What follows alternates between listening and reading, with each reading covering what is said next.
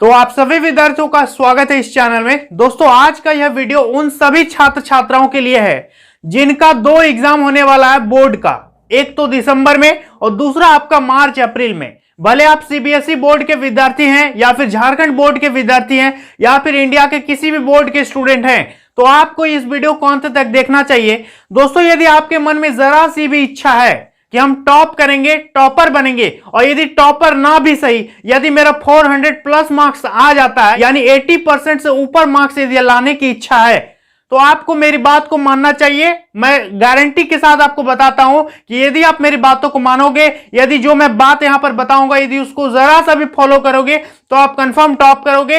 80% से अबव आपका मार्क्स आएगा, इसकी मैं गारंटी लेता हूं। थोड़ा सा होशियारी करना पड़ेगा। तो अभी हम आपको कुछ चीजें बताएंगे कि आपको क्या पढ़ना चाहिए, कैसे पढ़ना चाहिए, और ये जो ऑब्जेक्टिव एग्जाम होगा इसका फायदा कैसे उठाना चाहिए, और सब्जेक्टिव एग्जाम होगा इसका क्या करें, इसका क्या करें, क्या चीज लें जिससे हम अच्छा से अच्छा मार्क्स ले सकते हैं, सब चीज A to Z आपको बताएंगे। और वैसे विद्यार्थी जो सोच रहे हैं कि अभी तक तो हम कुछ पढ़े ही नहीं है तो मेरा क्या होगा भाई, तो आपको टेंशन लेने की कोई जरूरत नहीं है। अभी आपको हम पूरी जानकारी देंगे, तो वीडियो पर बस लास्ट तक जरूर देखना। यही एकमात्र रिक्वेस्ट आपसे हम करेंगे कि सिर्फ वीडियो को अंत तक देख के जाइएगा, ठीक है। देखिए 2022 का जो पैटर्न है दोस्तों, उसमें यह प्रावधान किया गया है कि आपका दो एग्जाम लिया जाएगा, ठीक है। पहला आपका एग्जाम होगा दिसंबर में और दूसरा एग्जाम होगा मार्च अप्रैल में, और इस एग्जाम का दूसरा नाम हम कोविड दे दिए हैं, ठीक है, क्योंकि ये एग्जाम जो है fully depend on Covid situation. ये एग्जाम क्या होगा, कोविड सिचुएशन पर डिपेंड करेगा कि आपका एग्जाम होगा कि नहीं होगा। लेकिन ये वाला एग्जाम का डेट शीट आ गया है, कई बोर्ड अपना रूटीन जारी कर दिया, मतलब ये एग्जाम आपका होगा, 100% होगा, ठीक है। तो ये एग्जाम होगा और ये एग्जाम होगा आपका ऑब्जेक्टिव, ओनली इस पे ऑब्जेक्टिव क्वेश्चन पूछे जाएंगे, और इस पे आपका आएगा सब्जेक्टिव प्लस ऑब्जेक्टिव, सब प्रकार का क्वेश्चन यहां पर पूछा जाएगा। समझ में आ रहा है? तो आपको अब दिक्कत हो रहा है कि हम आखिर कैसे पढ़ें जिससे हम अच्छा से अच्छा मार्क्स ला सकते हैं। और जो विद्यार्थी टॉप करेगा, ध्यान से मेरी बात को सुनना, कि जो विद्यार्थी टॉप करेगा उससे पूछोगे कि उसका मेन रोल जो है, ये एग्जाम उसको टॉपर बना देगा। जो भी अच्छा मार्क्स लाएगा, टॉप करेगा, अपना नाम रोशन करेगा, उसके पीछे एक ही कारण होगा, उसका फर्स्ट एग्जाम, ठीक है, उसका फर्स्ट एग्जाम। क्योंकि इस एग्जाम में ना आपका राइटिंग चेक किया जाएगा कि आप बहुत अच्छा सजा के लिखते हो, बहुत एकदम हेडलाइन में लिखते हो, पॉइंट वाइज लिखते हो, पैराग्राफ लिखते हो, आपका राइटिंग बहुत अच्छा है, स्पेलिंग अच्छा है, ये सब कुछ चेक इस पे होने वाला नहीं है। यदि आप पढ़े हैं तो आप एकदम फटाक से क्वेश्चन को टिक कर दोगे, 4 में से एक तो चुन लोगे। तो उसको करें तो करें कैसे, आज हम आपको पूरे डिटेल में बता देते हैं। देखो इसी एग्जाम से आपका रिजल्ट बनेगा, इस बात को ध्यान में रखना। भले ये एग्जाम होगा या फिर नहीं होगा उससे मतलब नहीं है, होगा फिर भी यही एग्जाम आपका रिजल्ट बनाएगा, नहीं होगा फिर भी ये एग्जाम आपका रिजल्ट बनाएगा। यानी आपका फाइनल रिजल्ट, आपका परफॉर्मेंस कैसा होता है, ये इस पर डिपेंड करता है। जो विद्यार्थी इस रिजल्ट को खराब कर लेगा, समझ लो उसका फाइनल रिजल्ट भी खराब ही होने वाला है। क्योंकि ये एग्जाम कैसा एग्जाम होगा, जो सदियों से चला आ रहा है, जो पहले होता था वैसा ही नहीं ये वाला एग्जाम होगा। वहां पर ऑब्जेक्टिव आएगा, सब्जेक्टिव आएगा, सब चीज वहां पर आएगा। तो ऐसा एग्जाम तो पहले भी होता था, लेकिन नया वाला एग्जाम कौन सा हो रहा है, ये वाला आपका नया वाला एग्जाम हो रहा है। और सब विद्यार्थी इस पे छक्का मारेगा, और इस पे छक्का नहीं मार पाओगे आप, इस पे आपको चौका से काम चलाना पड़ेगा। समझ में आ रहा है? और जो विद्यार्थी अच्छे प्लेयर हैं वो तो छक्का मारेंगे ही, लेकिन मैक्सिमम स्टूडेंट्स का परफॉर्मेंस इस पे आपका बढ़िया होगा, ये मैं 100% वादे के साथ कह सकता हूं, ठीक है। और दूसरी बात, इस पे आपको ऑब्जेक्टिव क्वेश्चन आएगा, और ऑब्जेक्टिव क्वेश्चन कहां से आएगा, जो आपका सिलेबस है, डिवाइडेड सिलेबस है। जैसे मान लेते हैं 75% आपको सिलेबस पढ़ना है, तो 75% का आधा यहां आएगा और 75% का आधा यहां आएगा।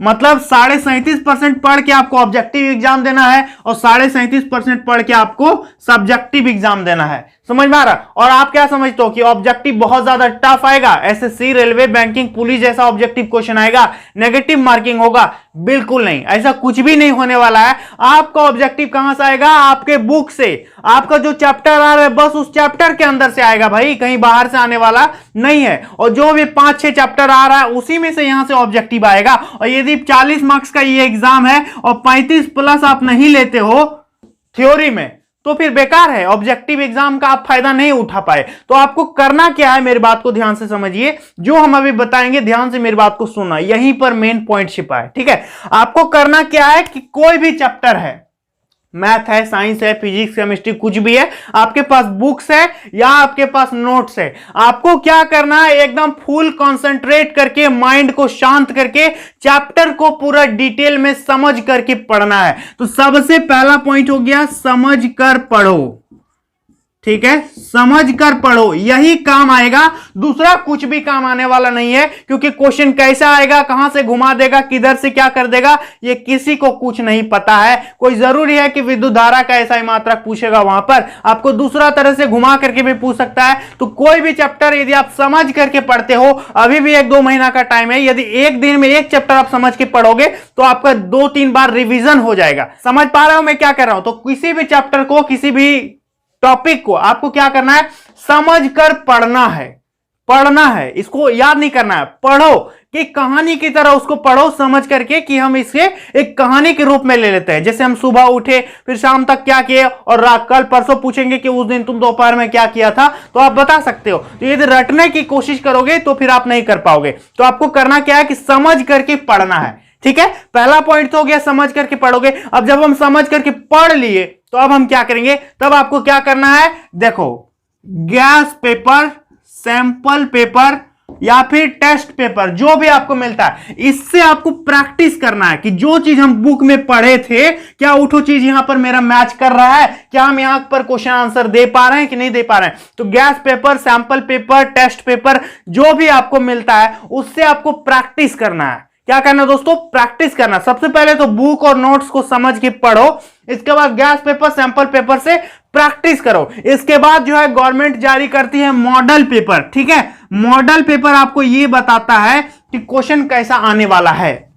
तब मॉडल पेपर जब आएगा तो मॉडल पेपर का क्वेश्चन देखोगे आप, और क्वेश्चन देख करके आपको समझ में आएगा कि जो हम ये थ्योरी तो पढ़े हैं समझ करके, क्या वो मेरा सच में काम आ रहा है, क्या मॉडल पेपर का क्वेश्चन हम इसको पढ़ के कर पा रहे हैं। और जो विद्यार्थी समझ कर पढ़ा होगा वो 100% कर लेगा, उससे गैस पेपर भी बन जाएगा, सैंपल पेपर भी बन जाएगा, test paper, mock paper, model paper सब सॉल्व हो जाएगा। तो इसका एक ही फंडा है, आपको क्या करना है, समझ करके पूरी लगन के साथ मेहनत करना पड़ेगा और समझ के पढ़ना पड़ेगा। बिना समझे पढ़े ऑब्जेक्टिव सही नहीं कर पाओगे। ऐसा नहीं कि आपका राइटिंग बहुत अच्छा है और थोड़ा सा 1-2 लाइन मिस्टेक भी लिखे हो तो आपको मार्क्स मिल जाता था, थोड़ा कम, 4 नंबर है तो उस पर क्या होता, 3 नंबर दे देता था। लेकिन इस बार तो ऐसा नहीं है, 1 नंबर का क्वेश्चन है, यदि गलत हुआ तो गलत ही होगा ना, सही होगा तो सही होगा, इस पर कटने कूटने का कोई चांस ही नहीं है।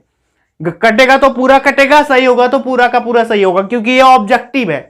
समझ में आ रहा? तो जो विद्यार्थी समझ करके पढ़ेगा वो 100% इसको सही करेगा। तो इसका एक ही उपाय दोस्तों कि आपको समझ करके पढ़ना है, दूसरा बात आपको इन सब चीजों से प्रैक्टिस करना है, और तीसरी बात जो मॉडल पेपर आएगा उसको आपको प्रैक्टिस करना होगा, और मॉडल पेपर ही आपको बताएगा कि क्वेश्चन कैसा पूछने वाला है एग्जाम में। ठीक है, तो आपको क्या करना, अभी भी टाइम है, घबराओ मत। जो विद्यार्थी कुछ भी नहीं पढ़े हो वो भी बुक उठाओ, नोट्स उठाओ और चैप्टर को थ्योरी एकदम अच्छी तरह से समझ करके पढ़ो, क्योंकि समझ जाओगे तो फिर ऑब्जेक्टिव सही कर पाओगे, और यदि रटोगे तो ऑब्जेक्टिव कभी भी सही नहीं हो पाएगा। जो विद्यार्थी रटता है उसको ऑब्जेक्टिव कभी लाइफ में सही नहीं हो पाता, और जो समझ लेता है उससे क्वेश्चन कहीं से भी पूछ दिया जाएगा तो वो बता देगा आसानी से। समझ पा रहे हो? तो आपको इसका मेन फंडा क्या है कि समझ के पढ़ो, model paper, sample paper, guess paper, mock paper, test paper, जितना भी तरह का पेपर है सब से आप प्रैक्टिस करो।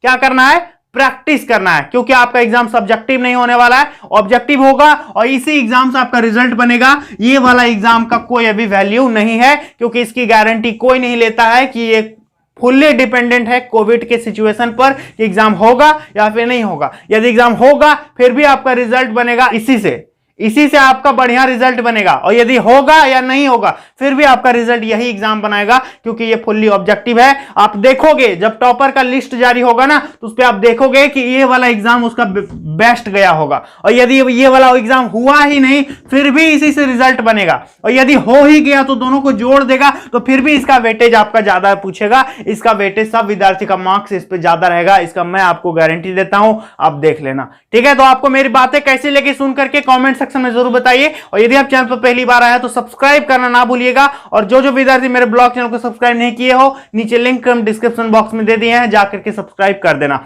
तो चलिए दोस्तों आज के लिए इतना ही, मिलेंगे नेक्स्ट वीडियो में, तब तक के लिए बहुत बहुत धन्यवाद।